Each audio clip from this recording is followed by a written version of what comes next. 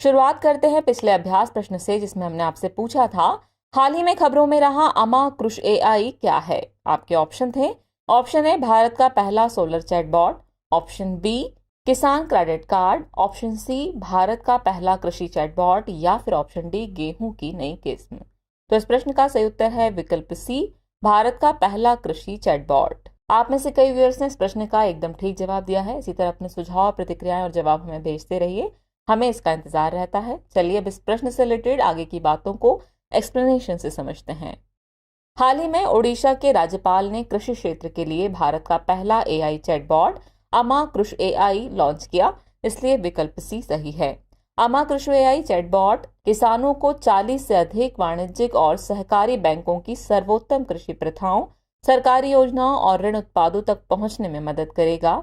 ये 10,000 से अधिक किसानों को शामिल करने वाली एक पायलट परियोजना के तहत चलेगा और अगले 2 महीनों में पूरी तरह से लागू किया जाएगा। आपको बता दें कि ओडिशा देश का चौथा सबसे बड़ा चावल उत्पादक राज्य है। साथ ही यह दूध, अंडे और मत्स्य पालन में लगभग आत्मनिर्भर राज्य है। इस तरह इस प्रश्न का सही उत्तर है विकल्प सी, भारत का पहला कृषि चैटबॉट। चलिए अब शुरुआत करते हैं आज के एपिसोड की। तो आज के एपिसोड का पहला प्रश्न है, भारतीय खाद्य निगम यानी एफसीआई की स्थापना खाद्य निगम अधिनियम के तहत की गई थी। यह अधिनियम किस वर्ष पारित हुआ था? आपके ऑप्शन है वर्ष 1964, 1974, 1984 या फिर 1994। तो इस प्रश्न का सही उत्तर है विकल्प ए, वर्ष 1964। चलिए एक्सप्लेनेशन से आगे की बात को समझते हैं। हाल ही में भारतीय खाद्य निगम की तीसरी ई नीलामी में लगभग 5 लाख मीट्रिक टन गेहूं की नीलामी की गई। आपको बता दें कि भारतीय खाद्य निगम यानी एफसीआई एक सांविधिक निकाय है। इसकी स्थापना खाद्य निगम अधिनियम 1964 के तहत खाद्य नीति के निम्नलिखित उद्देश्यों को पूरा करने के लिए की गई थी। इसमें शामिल है किसानों के हितों की रक्षा के लिए प्रभावी मूल्य समर्थन अभियान, सार्वजनिक वितरण प्रणाली के लिए पूरे देश में खाद्यान्न का वितरण और राष्ट्रीय खाद्य सुरक्षा सुनिश्चित करने के लिए खाद्यान्नों के संतोषजनक परिचालन और बफर स्टॉक को बनाए रखना। इस तरह इस प्रश्न का सही उत्तर विकल्प ए है। अपनी स्थापना के बाद से एफसीआई ने खाद्य सुरक्षा के क्षेत्र में महत्वपूर्ण भूमिका निभाई है। यह उपभोक्ता मामले, खाद्य और सार्वजनिक वितरण मंत्रालय के तहत काम करता है। इस तरह इस प्रश्न का सही उत्तर हुआ विकल्प ए, वर्ष 1964। नेक्स्ट क्वेश्चन है, संगीत नाटक अकादमी का पंजीकृत कार्यालय किस शहर में स्थित है? आपके ऑप्शन है जयपुर, हैदराबाद, चेन्नई या फिर नई दिल्ली। तो इस प्रश्न का सही उत्तर है विकल्प डी, नई दिल्ली। हाल ही में भारत की राष्ट्रपति ने संगीत नाटक अकादमी फेलोशिप और संगीत नाटक अकादमी पुरस्कार प्रदान किए। संगीत नाटक अकादमी प्रदर्शन कला के क्षेत्र में भारत का शीर्ष निकाय है। इसकी स्थापना 1953 में भारत की विविध संस्कृति की विशाल अमूर्त विरासत के संरक्षण और प्रचार के लिए की गई थी। इसके अध्यक्ष की नियुक्ति भारत के राष्ट्रपति द्वारा 5 वर्ष की अवधि के लिए की जाती है। इसका पंजीकृत कार्यालय नई दिल्ली में स्थित है, इसलिए विकल्प डी सही है। ये संस्कृति मंत्रालय का एक स्वायत्त निकाय है। इस तरह इस प्रश्न का सही उत्तर हुआ विकल्प डी, नई दिल्ली। चलिए अगला प्रश्न देखते हैं, निम्नलिखित में से कौन सी पहले पर्यावरण एवं पारिस्थितिकी के संरक्षण से संबंधित है? पहली है हरित भारत के लिए राष्ट्रीय मिशन, दूसरी है मिस्टी, तीसरी है पीएम प्रणाम और चौथी है अमृत धरोहर योजना। दिए गए कूट का प्रयोग कर आपको सही उत्तर चुनना है।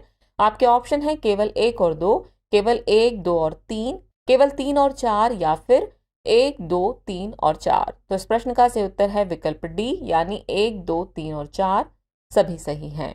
चलिए एक्सप्लेनेशन देखते हैं।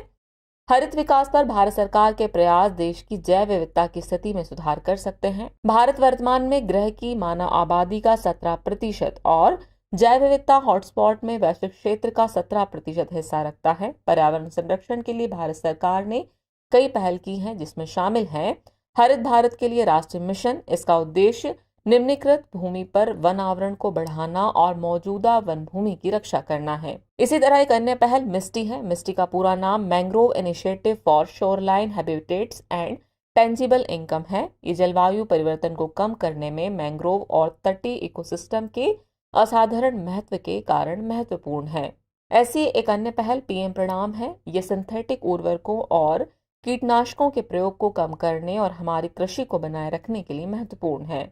एक अन्य महत्वपूर्ण योजना अमृत धरोहर योजना है। इसका उद्देश्य आर्द्र भूमियों के इष्टतम उपयोग को बढ़ावा देकर उनका संरक्षण करना है। इस तरह इस प्रश्न का सही उत्तर है विकल्प डी, यानी 1, 2, 3 और 4 चारों ही सही हैं।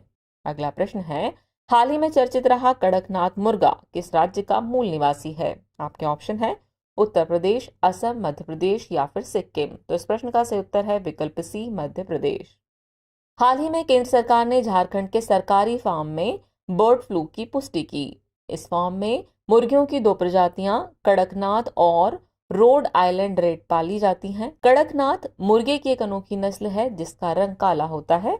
इस मुर्गे के अंडे भी काले होते हैं। यह मुर्गा मध्य प्रदेश के आदिवासी बहुल झाबुआ जिले में पाया जाता है और इसे जीआई टैग भी मिला हुआ है, इसलिए विकल्प सी सही है। माना जाता है कि मुर्गे की इस किस्म में 25 से 27% प्रोटीन और कम कोलेस्ट्रॉल सामग्री के साथ औषधि गुण होते हैं। अन्य मुर्गों की किस्मों की तुलना में यह अत्यधिक पौष्टिक होता है। इस तरह इस प्रश्न का सही उत्तर है विकल्प सी, मध्य प्रदेश। अगला प्रश्न है, भारतीय कला और संस्कृति के संदर्भ में जेमाडो क्या है? आपके ऑप्शन है सिक्किम का लोक संगीत, गोवा का लोक नृत्य, ओडिशा की लोक चित्रकला या फिर कर्नाटक की कठपुतली। तो इस प्रश्न का सही उत्तर है विकल्प बी, गोवा का लोक नृत्य। जेमाडो गोवा का लोकप्रिय लोक नृत्य है, इसलिए विकल्प बी सही है। यह एक दिलचस्प नृत्य शैली है जिसमें धनगर समुदाय की महिलाएं बकरियों की नकल करती हैं। इसमें नर्तक एक मंडली बनाते हैं और नृत्य करते हैं। यह नृत्य रूप त्योहारों और अनुष्ठानों के दौरान किया जाता है। इस तरह इस प्रश्न का सही उत्तर है विकल्प बी, गोवा का लोक नृत्य। अगला प्रश्न है, मूलभूत साक्षरता और संख्यात्मकता रिपोर्ट किससे संबंधित है? आपके ऑप्शन है नीति आयोग, प्रधानमंत्री की आर्थिक सलाहकार परिषद, प्रमुख वैज्ञानिक सलाहकार कार्यालय या फिर शिक्षा मंत्रालय। तो इस प्रश्न का सही उत्तर है विकल्प बी, प्रधानमंत्री की आर्थिक सलाहकार परिषद। हाल ही में प्रधानमंत्री की आर्थिक सलाहकार परिषद ने मूलभूत साक्षरता और संख्यात्मकता रिपोर्ट जारी की, इसलिए विकल्प बी सही है। यह रिपोर्ट एक महत्वपूर्ण मूलभूत कौशल के रूप में भाषा पर ध्यान केंद्रित करती है और प्रारंभिक साक्षरता प्राप्त करने में इसके महत्व को उजागर करती है। यह 2026-27 तक सार्वभौमिक मूलभूत शिक्षा के लक्ष्य को प्राप्त करने हेतु राज्यों के लिए एक बेंचमार्क है। आपको बता दें कि प्रधानमंत्री की आर्थिक सलाहकार परिषद एक स्वतंत्र निकाय है जिसका कार्य आर्थिक मुद्दों पर सरकार को, विशेषकर प्रधानमंत्री को सलाह देना है। इस तरह इस प्रश्न का सही उत्तर है विकल्प बी, प्रधानमंत्री की आर्थिक सलाहकार परिषद।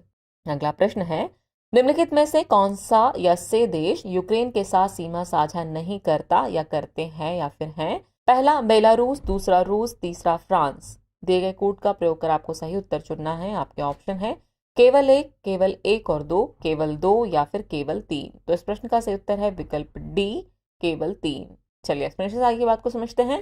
हाल ही में रूस और यूक्रेन युद्ध का 1 वर्ष पूरा हो गया। आपको बता दें कि यूक्रेन पूर्वी यूरोप में स्थित एक देश है। यह रूस के बाद यूरोप महाद्वीप पर स्थित दूसरा सबसे बड़ा देश है। इसकी राजधानी कीव है जो उत्तर मध्य यूक्रेन पर निपर नदी पर स्थित है। ये उत्तर में बेलारूस, पूर्व में रूस, दक्षिण में अजोव का सागर और काला सागर, दक्षिण पश्चिम में मोल्डोवा और रोमानिया, पश्चिम में हंगरी, स्लोवाकिया और पोलैंड से सीमा साझा करता है। सुदूर दक्षिण पूर्व में कर्च स्ट्रेट यूक्रेन को रूस से अलग करती है और अजोव सागर को काला सागर से जोड़ती है, जबकि यह फ्रांस से सीमा साझा नहीं करता है, इसलिए विकल्प डी सही है। इस तरह इस प्रश्न का सही उत्तर हुआ विकल्प डी, केवल 3। अगला प्रश्न है, संयुक्त राष्ट्र उच्च समुद्र संधि के संदर्भ में निम्नलिखित कथनों पर विचार कीजिए। कथन 1 है, इस पर संयुक्त राष्ट्र convention on the law of the sea UN clause के तहत बातचीत की जा रही है। कथन 2 है, विशेष आर्थिक क्षेत्र को उच्च समुद्र के रूप में भी जाना जाता है। उपयुक्त में से कौन सा सही कथन सही है या फिर है? आपके ऑप्शन है केवल 1, केवल 2, 1 और 2 दोनों, और न तो 1 न ही 2। तो इस प्रश्न का सही उत्तर है विकल्प ए, केवल 1 कथन ही सही है। हाल ही में न्यूयॉर्क में संयुक्त राष्ट्र उच्च समुद्र संधि विशेष आर्थिक क्षेत्रों से परे मौजूद महासागर से संबंधित है। विशेष आर्थिक क्षेत्र किसी देश के तट से लेकर समुद्र में लगभग 200 समुद्री मील या 370 किलोमीटर तक स्थित होता है। इससे आगे के जल को खुले समुद्र या उच्च समुद्र के रूप में जाना जाता है, इसलिए कथन 2 सही नहीं है। इस संधि पर 1982 के संयुक्त राष्ट्र convention on the law of the sea यानी यूएन क्लॉज के तहत बातचीत की जा रही है, इसलिए कथन 1 सही है। वैज्ञानिकों के अनुसार उच्च समुद्र लगभग 2,70,000 प्रजातियों का घर है और वैश्विक महासागर के 2/3 से अधिक को कवर करते हैं। इस प्रकार इस प्रश्न का सही उत्तर हुआ विकल्प ए, यानी केवल 1 कथन ही सही है। अगला प्रश्न है, आईएनएस सुमेधा के संदर्भ में निम्नलिखित कथनों पर विचार कीजिए। कथन 1 है, इस सरयू श्रेणी का एक नौसेना अपतटीय गश्ती पोत है। कथन 2 है, इसे गोवा शिपयार्ड लिमिटेड में बनाया गया है। उपयुक्त में से कौन सा ऐसे कथन सही है या फिर है? आपके ऑप्शन है केवल एक, केवल दो, एक और दो दोनों, या तो न तो एक और न ही दो। तो इस प्रश्न का सही उत्तर है विकल्प सी, एक और दो दोनों ही कथन सही हैं। चलिए एक्सप्लेनेशन से आगे की बात को समझते हैं। हाल ही में आईएनएस सुमेधा नौसेना रक्षा प्रदर्शनी और अंतर्राष्ट्रीय रक्षा प्रदर्शनी में भाग लेने के लिए संयुक्त अरब अमीरात के अबू धाबी पहुंचा। आईएनएस सुमेधा स्वदेशी रूप से निर्मित सरयू श्रेणी के नौसेना अपतटीय गश्ती पोत है, इसलिए कथन एक सही है। इसे 7 मार्च 2014 को भारतीय नौसेना में कमीशन किया गया था। गोवा शिपयार्ड लिमिटेड में स्वदेशी रूप से निर्मित आईएनएस सुमेधा हथियारों और सेंसर की एक प्रभावशाली सरणी से सुसज्जित है, इसलिए कथन 2 सही है। एक हेलीकॉप्टर ले जा सकता है और लंबे समय तक परिचालन कर सकता है। यह अत्यधिक शक्तिशाली युद्धपोत है जिसे विभिन्न परिचालन मिशनों के लिए तैनात किया जा सकता है। इस प्रकार इस प्रश्न का सही उत्तर है विकल्प सी, यानी एक और दो दोनों ही कथन सही हैं। चलिए अब नोट कर लीजिए आज के एपिसोड का अभ्यास प्रश्न। तो अभ्यास प्रश्न है, निम्नलिखित में से कौन कैबिनेट की नियुक्ति समिति का पदेन अध्यक्ष होता है? आपके ऑप्शन है, ऑप्शन ए प्रधानमंत्री, ऑप्शन बी रक्षा मंत्री, ऑप्शन सी वित्त मंत्री या फिर ऑप्शन डी रेल मंत्री। तो व्यूअर्स इस प्रश्न का जवाब कमेंट बॉक्स में देना न भूलें। जल्द ही मिलते हैं नए एपिसोड में नए नए सवालों, उनके नए नए जवाबों और जानकारियों के साथ। तब तक के लिए शुक्रिया।